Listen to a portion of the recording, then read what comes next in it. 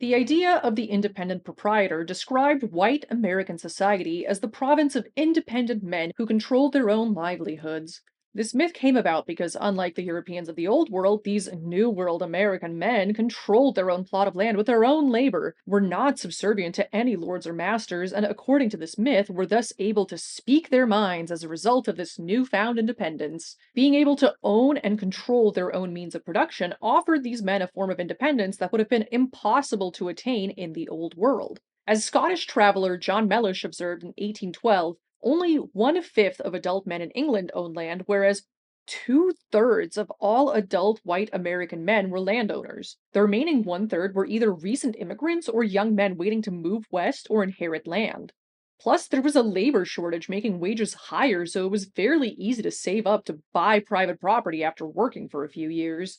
These material facts of the presence of abundant, cheap, easily available land and the ease of becoming a private property owner who could survive off of his own labor alone were instrumental in shaping this myth of the independent proprietor, an ideal that was rooted in early American Republican thought, which emphasized the importance of property ownership for self governance. Of course, this abundance of land was only made possible by the violent expropriation of said land from the indigenous people via force and fraud. Mass murder, broken treaties, forced displacement, lots of terrible things.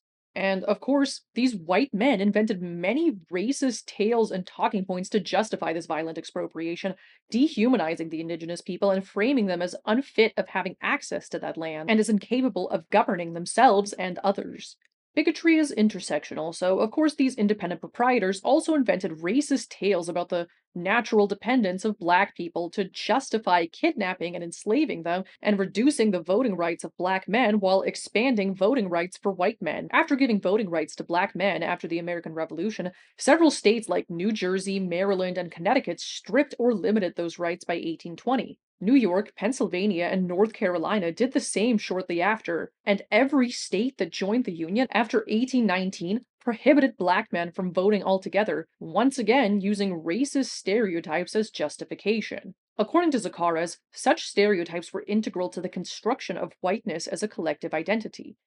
As European immigrants from different cultures and backgrounds struggled to assert their membership in their new country, their whiteness became an important badge of belonging. Many poor whites in Jacksonian America came to imagine their whiteness itself as a form of property, much like artisans sometimes define their skill as a kind of property that set them apart from the underclass and marked them as stakeholders in the Republican polity.